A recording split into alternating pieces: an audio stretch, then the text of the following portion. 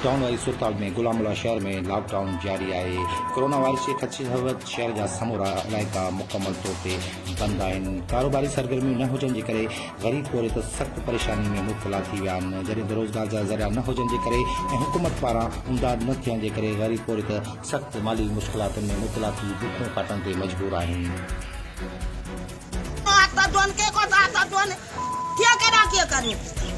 काॾे वञूं दरिया में ॿोड़े पाणे खे मारे छॾियूं न को हुजे न को आखिरो थिए ई। हिकिड़े वार्ड में तक़रीबन 300 खां ज़्यादा फ़र्द रहनि था।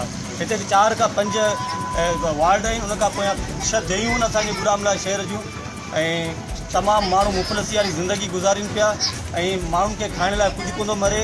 माण्हू कोरोना वायरस जे सबबु न बुख जे ज़रूरु लॻे मरंदा। माण्हू जेको कारोबार 7 ॾींहंनि खां बंदि पियो आहे।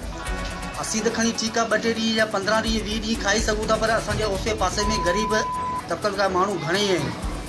हुकूमत जा चेयरमैन जेका बि चङा आहिनि कंहिं बि सहार कोन लधी असांखे।